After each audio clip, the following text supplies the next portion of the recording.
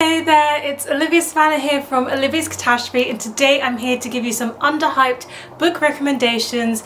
These are lots of books that I think are wonderful and need more love. I'm going to be talking about these books and I've chosen them through the lens of the underhyped book tag, and without further ado, let's get right down to the books that I recommend to you. So first of all, I've got to say a big thank you to Bonnier Books, Hotkey Books, for sponsoring this video. And the first question is a book on your TBR that you feel is underrated and you're excited to read. And so for that one, I have chosen Overemotional by David Fenne. Now this is the first book in a queer young adult fantasy series where we follow our main character who, whenever he gets a bit too emotional, strange and wonderful and sometimes even scary and dangerous things happen, and he decides to run off to the furthest place that he can imagine, Grandsby-on-Sea, so that he can be away from everyone and keep them safe. And what he does not expect is for his best friends to follow him there to try and support him, and when these mysterious people come sniffing around talking about neutralizing him because of his power and his gift that he can't control, he discovers that maybe Grandsby-on-Sea is not the safe haven that he thinks it is going to be. So this one sounds like it's going to have a lot of those wonderful, whimsical and fantasy vibes. I've read the first 10 pages already and the queerness is right there on the page. I also really like the sound of it being a found family and all about those friends that are there to support him throughout his journey. It's the beginning of a series, and I also saw on the back here that I recommended it for fans of TJ Klune and Adam Silvera, of which I am both. So it's the perfect book for me, and that is why I'm looking forward to this one. And I haven't heard too many people talking about it because it's just coming out, so it's definitely an underhyped book at the moment. So next I'm recommending you an underhyped book that I feel deserves more love, and I think there's a lot of middle grade that is underhyped, and one of those is Once Upon a Fever by Angharad Walker. I read this one earlier this year. It's a middle grade, like upper middle grade fantasy book where there's these two sisters who live in a world where emotions and feelings are seen as a disease, and the way that these emotions and feelings formulate or manifest is in different things happening. So if you are very scared, you might turn ice cold, or if you're very angry, you might start breathing fire. And so they see feelings as dangerous and they try to eradicate them. But when one of the sisters decides that feelings are not that dangerous and actually might be the cure to everything, they kind of have to go down split paths, and there's a villain involved, and it's just such a good story. I really recommend it, and I had so much fun reading it, and it was one of those books that pleasantly surprised me as I kept turning those pages. So a book that you feel deserves more love that is part of a currently trending genre. Now I wouldn't say that the short stories genre itself is like a genre, it's a format, and it's not exactly trending, but I do see it rising in popularity. I think at some point people were a bit more scared of short stories, but now I see the Carmen Maria Machado, How Long Till Black Future Month, the 19 Claws and a Blackbird, Marina Enriquez, that gang is rising up, and I love to see people reading and enjoying short stories. But don't forget that there's some really good contemporary short story collections out there as well, such as Before You Suffocate Your Own Full Self by Danielle Evans. So this is like a contemporary short story collection brimming with black characters. The characterization in these short stories is impeccable. Even if I don't remember the plot, which I mostly do actually of these short stories, I remember the characters and I remember the stamp that each one made in me. Even though it was a short story, the stories feel complete, they feel collected, and I also just really like the breadth and depth of how it talks about different people's situations and what people do in different situations. I thought it was such a good collection, and if the title doesn't make you want to read it, just read it because I recommended it. So recommend an underrated book based off of a popular book. So if you liked One of Us Is Lying by Karen M. McManus, I think you should be reading Promised Boys by Nick Brooks. This is such a delightful young adult thriller, and I don't say that lightly because I often struggle to find above than mediocre young adult thrillers, but this one really hit the mark. I just loved it. We're following these three black boys who go to this elite private school who churn out really troublesome boys and make them into the finest, most well-succeeding men that they possibly can. But of course they do this through very strict rules and through very questionable methods. When the principal ends up murdered, these 3 black boys are framed for having done it, and they are set out to prove their innocence.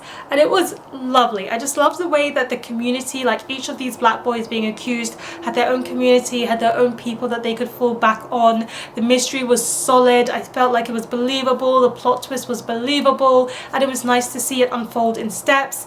It brought in different people's perspectives on the case and the situation as evidence was unfolding, which just gave it a bit of that unique flavor, that unique taste. So I just thought this was such a good young adult thriller, and if you do read this genre, this is one you should be trying. Then a criminally underrated author that more people should read, and I know that Jion Sheibani only has 1 book out, but I'm telling you, The Silver Chain is such a good young adult novel in verse, and I think more novels in verse deserve to be popular, deserve to have that hype behind them. So in this one, we're following this young teenager who is, I believe, like half Iranian and half British, and she just feels like she's a bit lost within her identity. She goes to a school that she goes to on a music scholarship, so of course she's not as wealthy and as well off as some of the people around her. She's just trying to blend in, but also her mother is going through a bit of a mental health breakdown moment, so she's trying to be there for her mother, doesn't quite know how best to support her mother through those emotions. Her dad is quite closed off and doesn't seem to be doing the best that he can to survive himself or make the family survive the emotional turmoil that they're going through and the financial turmoil that they're going through. And it just seems like her world is spiraling in this novel in verse. It is so beautifully done. There's some lovely illustrations that kind of bleed into the words, and I love how it just felt like poetry. And as our main character is someone who practices music, you can just see how the music is infused into her life, is infused into everything that she does, and it's just gorgeous reading. Not to say a really good representation of identity, being of 2 cultures, and what it's like trying to support a mentally ill parent. A book by a popular author that you feel is underrated. So I'm going to say, content warning, everything by Akwaeke Emezi. So Akwaeke Emezi is really well known these days for Pet, for You Made a Fool of Death with Your Beauty, and in the literary fiction circles for Freshwater or The Death of Vivek Oji. But even though their poetry collection came out this year, I do think it's one that's flown under the radar, and it makes me so sad because I know that poetry often does fly under the radar any which way, but Akwaeke Emezi's poetry does not deserve to be under the radar. It deserves all of the hype. It's such a good blend of like words and subject matter, and she does a really good job of creating a series of poems where you bring the gods and Jesus and the Christianity figures down to earth as real people, and Akwaeke Emezi kind of inserts themselves and their persona amongst those people. What if your brother was Jesus? Or what if your auntie was Mother Mary? That's what's happening in those stories.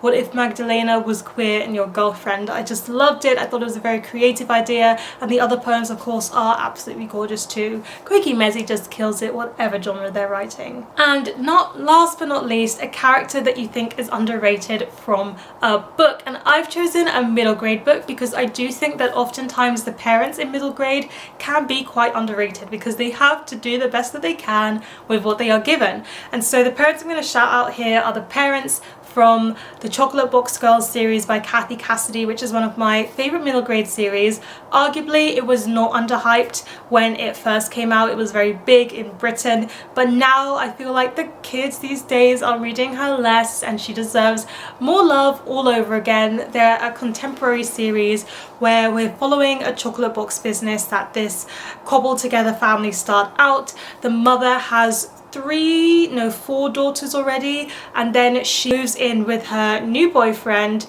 and he has a daughter. So the mother has gone through a divorce. Her daughters are all kind of feeling different types of ways about the blending of the 2 families. You've got one teenager who's really against it, but the other younger children are more open to it, and it's about the monumental effort, or well, I would say that each book follows a child and it's about something very different, but underlying it all you can see the parents' monumental efforts combined to how they parent the children, how they take turns kind of gradually becoming more and more of a parent to the child or the children that are not biologically theirs, as well as starting off a chocolate box business while managing a bed and breakfast business at the same time, that's so much work, and then anything the children throw their way because they're dealing with a lot of different topics amongst the series, the parents just handle it in the best possible way, trying to take care of their children, and it's so lovely to see. So there you have it. Those are some rapid fire, really good book recommendations for underhyped books I think deserve more love.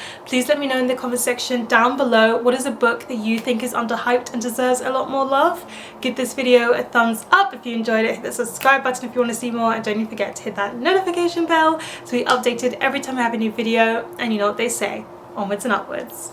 Excelsior!